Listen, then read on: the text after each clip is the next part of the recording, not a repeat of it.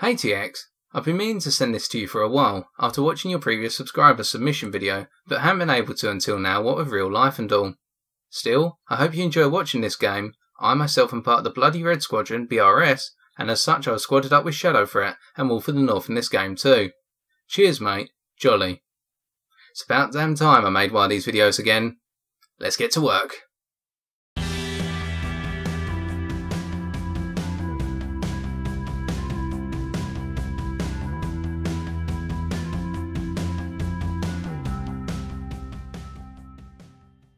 Hello there ladies and gentlemen, I'm TX141, but you may call me Paul, welcoming you to another Ace in a Day gameplay, but for the realistic air battles of War Thunder.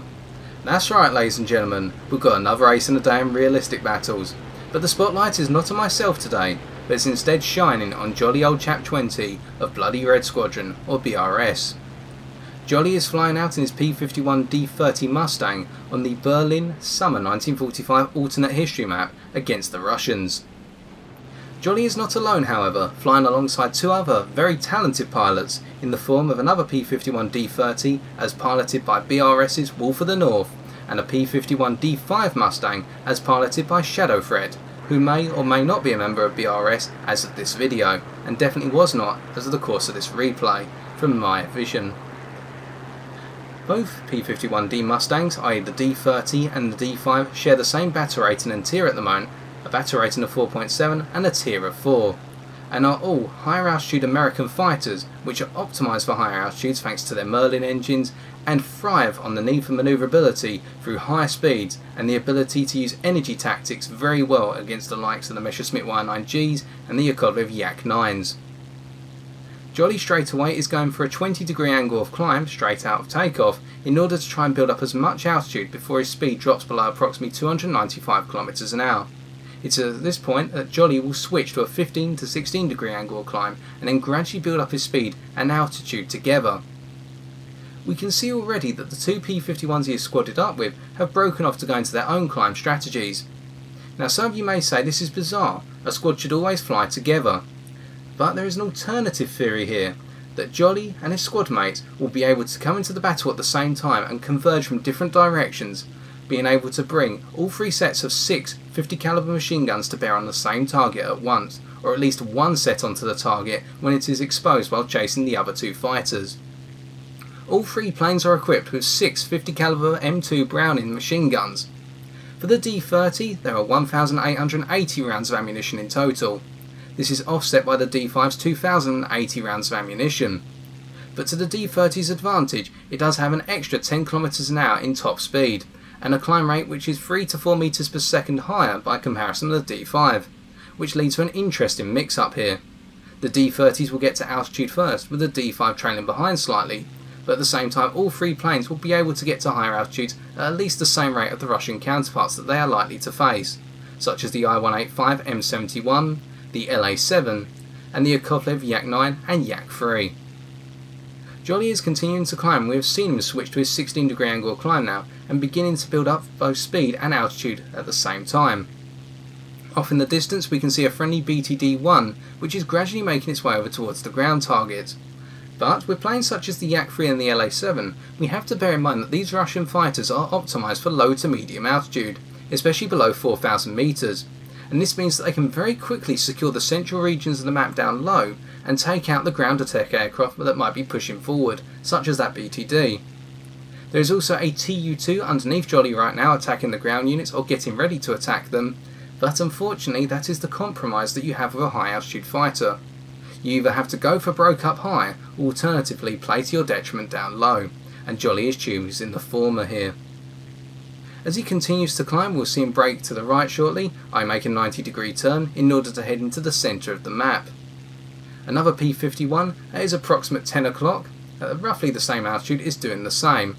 We're not sure whether this is one of his squad mates here as we do not have names on, but we can assume if it's not a squad mate it is another P-51D Mustang pilot, of which there is another one in this game who has a very like mindset of playing as a cohesive unit. We can see the BTD coming under pressure now, being damaged by the LA-7 and being attacked by a Yak-3 as well. There is also a P-51D Mustang trying to support the BTD-1, but at lower altitudes this is going to be risky. Jolly is now pushed to 5,000 meters altitude and is continuing to climb. I believe it is his intention to get altitude on his opponents and then strike from above continuously, never or hoping to never surrender the altitude position and that way have the ultimate energy advantage over his opponents. Being able to swoop back up to the higher altitudes without the Yak 3s, LA 7s and Yak 9s being able to pursue effectively. Now pushing towards 5,500 meters altitude, we can see that the enemy presence up high does not seem to be around. Instead, the enemy have gone for a more moderate altitude approach, alternatively their climb rates do not match up to that of the P-51D-30. For the Jolly setup, we can assume that he is using approximately a 400 meter gun convergence, based on watching this replay back a number of times. Potentially using a 30 to 45 minute fuel load, and for definite we can say that he is using stealth belts, as we will not see any traces emitted from his guns when he fires. His squad mates are most likely using a similar setup, but they definitely have tracer belts loaded, as we will see. Heading into the central combat region now, we can see a P-47D-27 Soviet fighter aircraft gradually breaking its way round, trying to make sense of the situation and pick a P-51 on Jolly's team. Jolly has cut his engine down to a lower percentage and is heading towards the P-47 in a gradual descent. The P-47 is aware and is going for the direct head-on with its 850 cals, having the advantage in armament. Jolly is not going to play ball and breaks over the top, and this is where his teammates will strike on the P-47D-27 as it begins to level out and try to converge on another one of his allies, as the pilot is probably unaware of what to do here, whether to break down and try and survive or go after another P-51. As he tries to come around on another one of Jolly's squad mates, the third one hits, and that is Shadow Threat, knocking out the P-47 by setting it on fire, and the P-47 will now gradually burn to the ground. Coming around at this point, Jolly continues to maintain a level altitude position, with the first kill of the squad in the bag, being the P-47D-27. We can see now that the trio have formed up together, all up at higher altitude, and this means that they can gradually work their way down to lower altitudes as a trio, knocking out the opponents or at least distracting the opponent for another one to get a shot on the target. But at the same time they are not diving instantaneously. It looks as though one of them has begun to dive, and then Jolly will follow suit, and then the other squad mate up at higher altitude will follow suit afterwards. They are essentially protecting each other and communicating very well, it would seem. With an I-185 being seen and the first P-51 going in, it is now Jolly's prerogative to also try and make a pass. He has cut his engine, trying to make sure he does not overspeed and potentially rip his wings or overcompensate in the dive, and the I-185 is now completely open to fire, as it is an eagle strike, and Jolly rips the I-185 to pieces for his first kill. It's a beautiful set of shots, and we can see the teamwork being notched up in the bottom left hand corner of your screen on the battle screen, with all three guys getting teamwork once again. At this point, Jolly breaks up with a Yak 9 and a Yak 3 behind, and we can see that whilst these fighters will try to climb after the P-51s, they are too far away to make an impact. And here we can see the beautiful cohesion as we see two P-51s roll out together and then go back into the dive, with a third one hanging above, Jolly, getting ready to fight once again. The Yak 9 is being shot at right now by the first of the P-51s in the squad, and it would seem as though no hit, but it has caused the Yak 9 to break. At this point the second one comes down and goes after the Yakovlev 3 that is going onto the first P-51's tail here. They are working together once again with Shadow Threat eliminating the Yak 3 off of the back of Wolf in the north. And at the same time Shadow Threat is also on the back of the Yak 9, but misses, but at the same time forces the Yak 9K to break off of Wolf in the north. This means that Jolly unfortunately cannot get a pass, but an LA-7 is trying to converge on Shadow Threat, and at this point Jolly rips apart the LA-7 for what is kill number 2 it would seem, or at least setting it on fire. At this point he breaks back up once again, because the Yak 9K could come around and try and get some pot shots in if he decides to turn his attention this way, as he has tried to. Jolly's second kill is now in the bag, and he is breaking over the top of the Yak 9K, which is in a very low energy position as it has had to dodge the firepower of 3 P-51D Mustangs. And at this point they all converge once again, with Shadow Threat picking up the kill by setting the Yak 9 on fire, and it would seem unfortunately Wolf of the North is just scratching the paint and not doing major damage. Jolly begins to break down, but the Yak 9 is going to burn away, and respectfully he gives the kill to Shadow Threat by allowing the Yak 9K to burn away. It's the ultimate respect between the three squad mates, that they all know when a fighter's dead and they are allowing it to go to the person who deserves the kill, rather than trying to pinch it off of one another, as I have witnessed from time to time in realistic mode or even in arcade mode. It would have seemed that the it would seem that the enemy fighter presence at this point in the central region of the map has been pushed away, and there is a P-51 Mustang on the horizon which seems to be hightailing it towards Jolly and his squad mates. This P-51 has definitely picked up a tail, as we are going to see over time, with another LA-7 still in the game knocking out armoured cars and a couple more enemy fighters to boot, at least 3. Pardon me. And the flak fire is getting quite close here, but Jolly's not going to let that faze him as he goes for altitude once again. Sticking to the prerogative of altitude meaning that the P-51 will be at its utmost advantage over its opponents. His squad mates are also following this time, but again at a distance, so that way the 3 have got the space to manoeuvre and vector in on target in different directions, therefore leading to their opponents being dazzled by the fact that they have to deal with 3 fighters all coming in from different directions at once, and it is almost impossible to choose which one to go for. We have seen a LA-5 and a Yak-3. They're both appearing on the tail of the P-51, although they seem to have broken off as they cannot pursue the P-51 up to higher altitudes as rapidly as some may wish. The Yak-3 is definitely making its way over at this point, and the LA-5 or LA-7, the one that is smoking underneath Jolly, and LA-5, as I said originally, is now trying to break up. Jolly is going to just completely make the LA-5 stall out underneath him by gradually looping over the top and causing the LA-5 to try and spray upwards but stall out, and the Yak-3 at the same time here initially starts to come up towards Jolly but then breaks around to try and attack one of the other P-51s in the squad. But it is not a fellow squad member, in fact it is another player also working as part of the unit now. And at this point Jolly gets onto the back of the Yak-3 who tries to go head to head with one of his squad mates and cuts it to pieces, with a little bit of sustained fire for what is kill number 3. At this point there are only 2 foes left in the sky, and Jolly now needs to make his way over and attack an LA-7 down at lower altitudes, the one that was taking out the armoured cars from earlier. Breaking around once again, we can see that the first of the P-51s is breaking down the LA-7 that is trying to break up. No success, it's most likely one of his squad mates, by the tracer being fired out, and Jolly gets a brilliant pass here as the LA-7 pretty much stalls out in the midst of a loop and cuts it to pieces for kill number 4. At this point there's only a Yak-9 left in the sky, and he makes his way over. The Yak-9 is turning to face, it is a Yak-9T, and that 37mm cannon is deadly, so Jolly breaks over the top, as the Yak-9T will not be able to follow suit with its weaker elevator control, in general, especially at higher speeds. And at this point, one of his squad mates breaks in, and sets the Yak-9T on fire. It's Wolf of the North, but will Wolf get a kill this time? As he's been unlucky so far, it would seem. He or she has been unlucky so far, I should say. And the Yak-9T is burning, and burning. Jolly comes in behind, but the Yak-9T puts its fire out.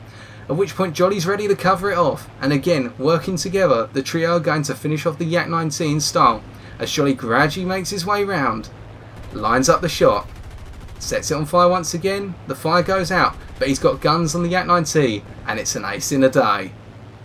5 kills to Jolly, 3 to Shadow Threat, and a load of assists to Wolf in the North unfortunately. But the trio have proved themselves as capable P-51D Mustang pilots and are able to return home with their honour intact and much upgraded to the detriment of their opponents. It's time for us to take a look at the post-game stat sheets and then review the gameplay for today.